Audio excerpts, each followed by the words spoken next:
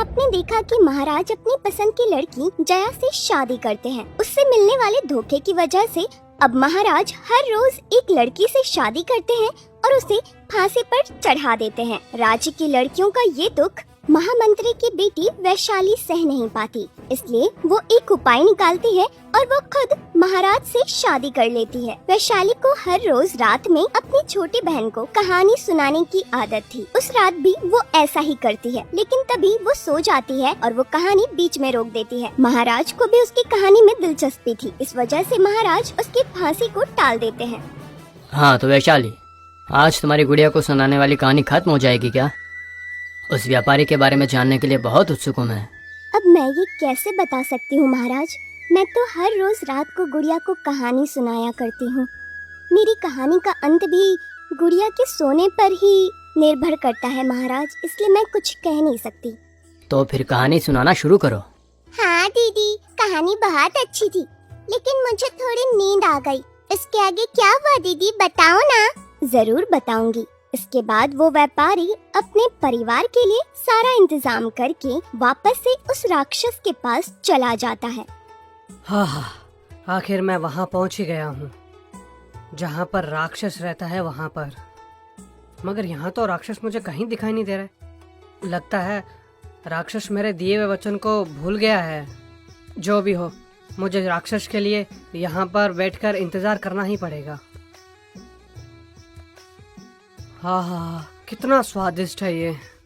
तभी वहाँ पर एक आदमी एक बकरी को लेकर आता है। महोदय, आप कौन है मुझे पता नहीं, लेकिन मैं बहुत दूर से सफर करके आ रहा हूँ। मुझे बहुत जोर से भूख लगी है। खाने के लिए आपके पास कुछ है क्या? यहाँ से गुजरते वक्त आपके हाथ में ये पकवान देख के भूख लग गई है। क्या आप मुझे कुछ दे देंगे? अरे उसमें क्या है, जरूर दे दूंगा। ये लीजिए, खा लीजिए आप। मेरी बीवी के हाथ का खाना बहुत स्वादिष्ट होता है। आप कौन हो महोदय? यहाँ क्यों बैठे हो? ये तो बहुत ही खतरनाक जगह है। यहाँ तो राक्षस फिरते रहते हैं। जितने जल्दी हो सके उतने जल्दी यहाँ से चले जाओ। मैं तो एक व्यापारी हूँ, अपनी मर्जी से यहाँ आया हूँ। मुझे यहीं पर अपने प्राण त्याग करना है। ये बहुत बड़ी कहानी है, आप खा लीजिए। इतनी छोटी उम्र में प्राण त्यागने के लिए यहाँ पे क्यों आए हो तुम? पूरी कहानी बताओ। ये सब हुआ था, वो राक्षस ने मेरे जाने के बदले उस समय मेरे प्राण मांगे थे। मैं उसी की राह देख रहा हूँ यहाँ पर। आप जल्दी खा के यहाँ से चले जाइए। हे राम, इतनी मुश्किल में होने के बाद भी इतने सुकून से यहाँ बैठकर खाना खा रहे हो। इतने में वहाँ पर एक व्यक्ति 3 कुत्ते लेकर आता है। उनको देखकर वो दोनों, आप कौन हो? मुझे खाने के लिए कुछ दे सकते हो क्या? मैं और मेरे कुत्ते यहाँ पे खाने के लिए इधर उधर भटक रहे थे। हाँ, जरूर। ये लीजिए, इसमें से आप और आपके कुत्ते आपस में बांट के खाइए। आपका बहुत बहुत शुक्रिया। भगवान आपको 100 साल की उम्र दे, यही प्रार्थना करता हूँ। आपने बहुत अच्छी दुआ दी है, मगर कुछ समय के बाद ही मैं तो यहाँ पर मरने वाला हूँ। मरने से पहले ऐसी दुआ सुनना तो बहुत ही अजीब लग रहा है मुझे। क्या हुआ? दिखने में तो आप चुस्त और तंदुरुस्त हैं। कुछ ही समय के बाद आप मरने की बात कर रहे हैं। इसके बाद वो व्यापारी उनको अपनी पूरी कहानी बताता है। ऐसा क्या है? ठीक है, वो राक्षस ऐसा क्या करेगा आपके साथ?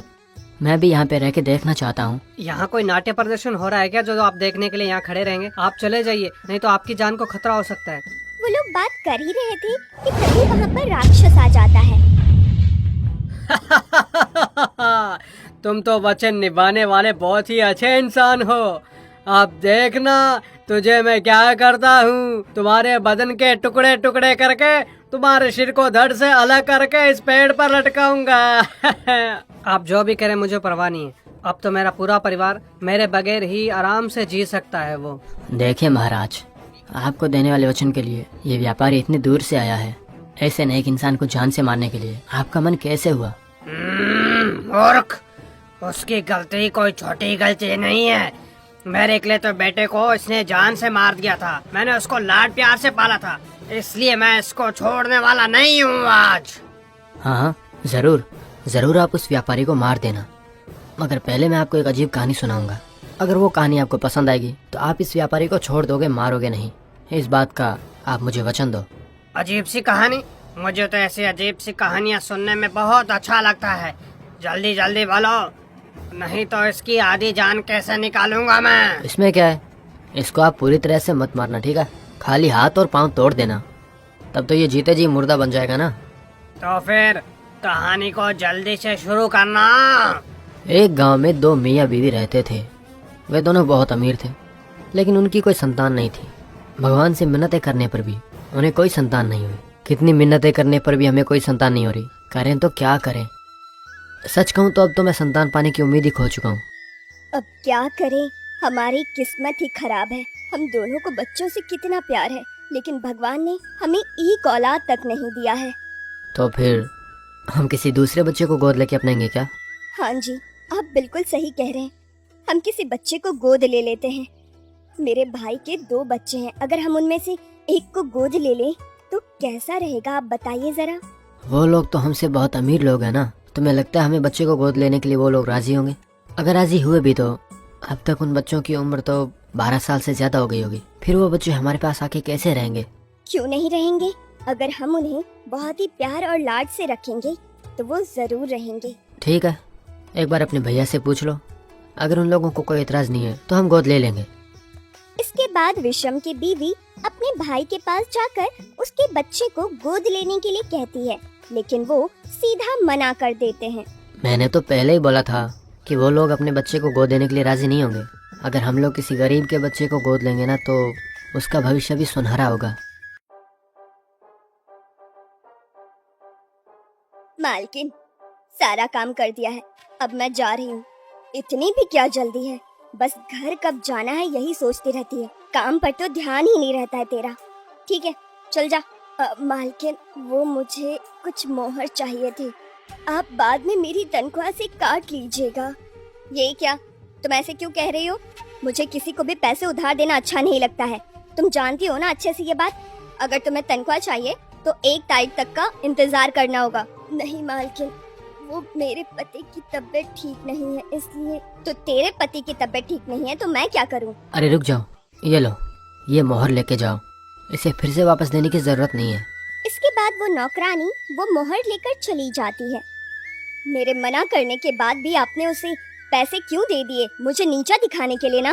उसकी नजर में महान बनने के लिए, और मैं कितनी कंजूस हूँ ये दिखाने के लिए। आपने जो भी किया मुझे बिल्कुल अच्छा नहीं लगा। वो बेचारी पैसे की कमी से पति को लेकर अस्पताल नहीं जा पाई, तो अगर उनकी पति की तबीयत खराब हो गई है तो वो उनकी तनख्वाह में से कुछ अगर पहले ही मांग रही है तो तुम दे दोगी तो क्या हो जाएगा? उस गरीब का साथ देकर आपने मेरा दर्जा नीचा कर दिया है। अगर दोबारा ऐसा किया तो मैं चुप नहीं रहूंगी। इसके 2 साल बाद उसके घर में काम करने वाली नौकरानी का बच्चा बड़ा होने लगता है। उसे देखकर विश्वम कहता है, इसका बच्चा कितना प्यारा है, अगर हम लोग इसको गोद लेके अपनाएं तो। मगर वो नौकरानी बच्चे को गोद लेने के लिए राजी नहीं होगी। एक बार पहले अपनी बीवी से पूछ लेता हूँ। इसके बाद विश्वम अपने मन की बात बीवी से बताता है। क्यों जी, ये क्या बोल रहे हैं आप? उस नौकरानी के बेटे को हम गोद लेंगे? कुछ भी समझ में आ रहा है कि नहीं आपको?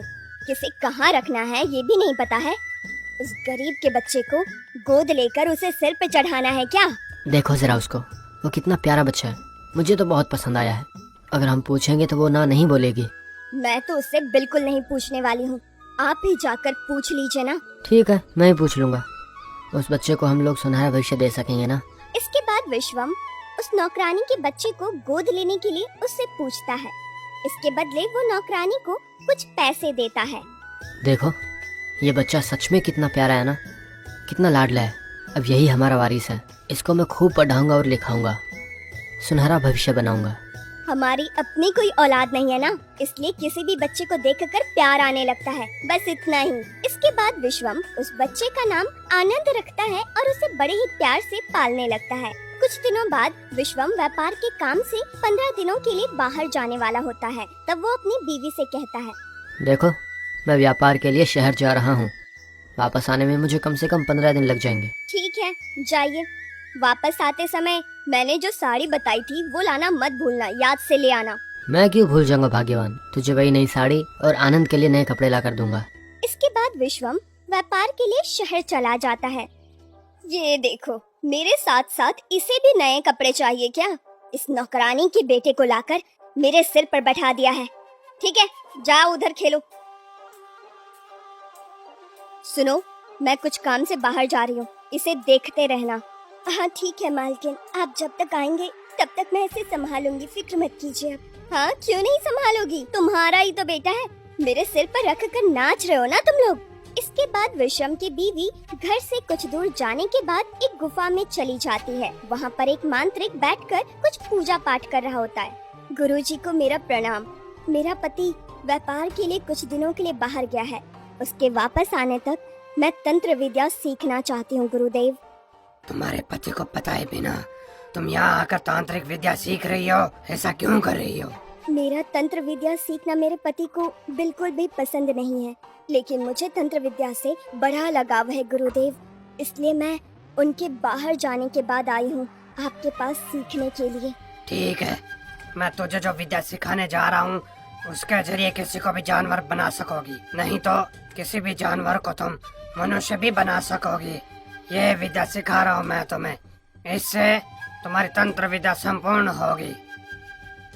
इसके बाद विश्रम के बीच वहीं रहकर 10 दिनों तक तंत्र विद्या सीखती है। आखिर में गुरु दक्षिणा के तौर पर 500 मोहरे देकर खुशी खुशी घर लौट जाती है। वो वापस आने के बाद वो नौकरानी और उनके बेटे को देखती है और कहती है, इन दोनों को तो देखते ही मुझे बहुत गुस्सा आता है।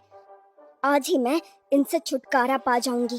मैंने जो तंत्र विद्या सीखा है आज मैं इस पर प्रयोग करूंगी और इन दोनों को भेड़ बना दूंगी।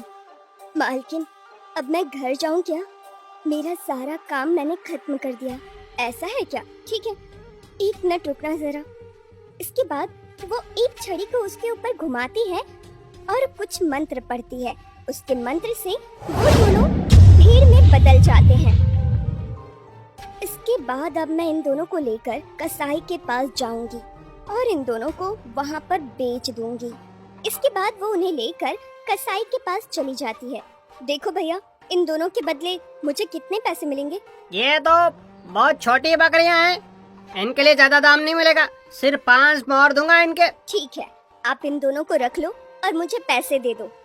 इसके बाद वो उन दोनों को कसाई के पास बेचकर अपने घर चली जाती है।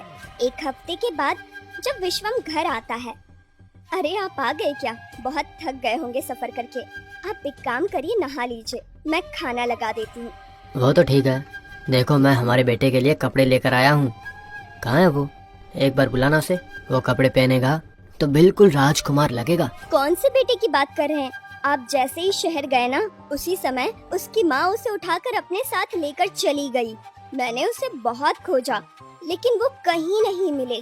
लगता है कि वो गांव से बाहर चले गए। क्या कह रही हो? वो हमारे बेटे को ऐसे कैसे ले जा सकती है? उस बच्चे की तो हम अच्छे से देखभाल कर रहे थे ना, हमने तो उसके लिए कोई कमी नहीं छोड़ी थी। सिर्फ बच्चे को लेकर नहीं गई है वो, हमारे घर से वो 500 मोहरे भी चुरा कर लेकर चली गई है। अगर उसे सिर्फ पैसे ही चाहिए तो बताती ना कितने चाहिए, हम दे देते। उसकी ये करतूत मुझे बिल्कुल अच्छी नहीं लगी।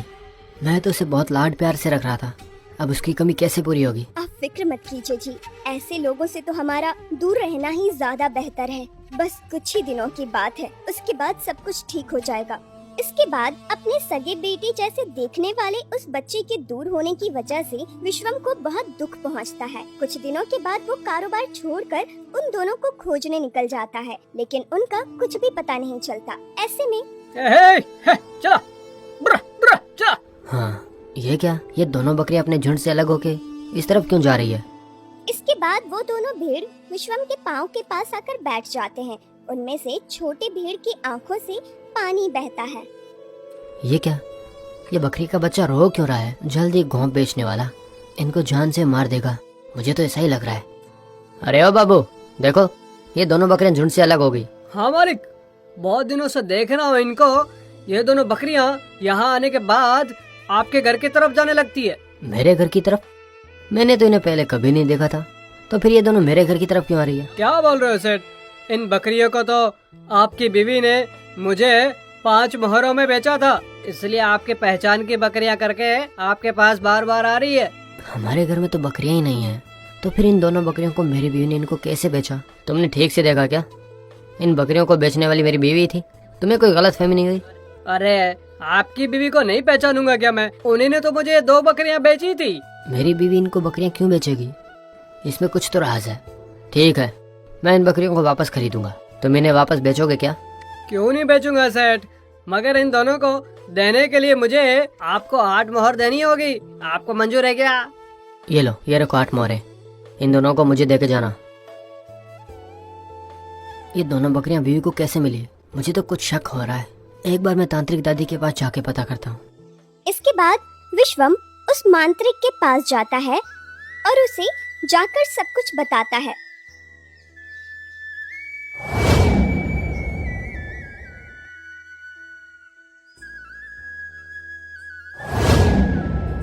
ये दोनों कोई भेड़ नहीं है।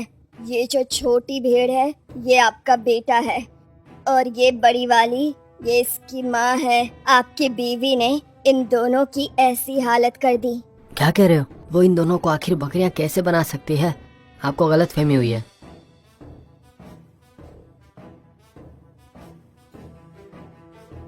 आपकी बीवी आपकी गैर मौजूदगी में वहाँ उस मांत्रिक के पास जाकर तंत्र विद्या सीखती थी और उसी तंत्र विद्या से उसने ये किया। तो क्या आप इन दोनों को वापस इंसान बना पाओगे? जो चाहिए ला दूंगा। क्यों नहीं करूँगी, जरूर कर दूंगी मैं, लेकिन आपके देने वाले उपहार की वजह से नहीं। मुझे तो इन दोनों पर तरस आ रहा है। मैं अभी इन दोनों को इंसान बना देती हूँ। इसके बाद वो मांत्रिक उन दोनों को इंसान बना देती है। उनको देखकर विश्वम खुश हो जाता है। ये लो दादी, मैं तुम्हें 500 मोहरें दे रहा हूँ, लेकिन मुझे आपसे एक और काम करवाना है। इन दोनों को मेरी बीवी ने इतना सताया है, अभी मुझे उससे नफरत हो गई है, इसलिए उसे अभी के अभी एक बकरी बना दो। ये लो पैसे। इसके बाद वो विश्वम से पैसे लेकर उसकी बीवी को एक बकरी बना देती है। ये देखिए, मेरे साथ आने वाली ये बकरी मेरी ही बीवी है। अगर फिर से ये मनुष्य बन गई तो कितनी अराजकता करेगी, ये सोच के मैं इसे हमेशा ही साथ में लेके ही घूमता रहता हूँ। ये अजीब सी कहानी आपको पसंद आई? कहानी बहुत अच्छी है, मुझे बहुत पसंद भी आई। तो फिर अब इनको मारने के बजाय इनके दोनों हाथ और पांव निकाल के इनको जीते जी मुर्दा बना दूंगा मैं। हाँ, एक पल के लिए रुक जाइए महाकाय। आपने तो विश्वम की कहानी सुनी है ना? अगर आपको ये कहानी अजीब लगी है तो फिर आप मेरी कहानी भी सुन लीजिए, आपको शायद वो भी अजीब लगे। एक अजीब सी कहानी? मैं सुनने के लिए तैयार हूँ। बोलो बोलो, जल्दी बोलो। अगर आपको मेरी कहानी पसंद आई तो आप इस व्यापारी को जो सजा देने वाले हैं उस सजा को आपको माफ करना होगा। तुम तो मुझे बड़ी उलझन में डाल दिए हो। ठीक है, अगर वो कहानी पसंद आए तो उसके बारे में भी मैं सोचूंगा, ठीक है? इसके बाद राक्षस की बात सुनकर वो फिर से कहना चालू करता है, अरे मेरी गुड़िया तो सो गई, अब मुझे ये कहानी यहीं पर रोकनी होगी। ये क्या, फिर से कहानी बीच में ही रोक दी? वो व्यापारी हाथ और पाँव के बगैर कैसे जिंदा रहेगा बताओ? उस दूसरे व्यक्ति की कहानी उस राक्षस को पसंद आई या नहीं? मैं भी उस दूसरे व्यक्ति की कहानी सुनने के लिए बहुत ही उत्सुक हूँ। वो तो अब आज नहीं हो सकता। मैंने तो आपको पहले ही कहा था, मैं गुड़िया के सोने के बाद कहानी नहीं सुनाती। आपको इंतजार करना होगा। ठीक है, तो फिर मैं भी तुम्हारी फांसी को कल तक के लिए टाल रहा हूँ। इस तरह उस दिन वैशाली फांसी की सजा से बच जाती है। इसके अगले एपिसोड में उस राक्षस के हाथों से मरने वाले व्यापारी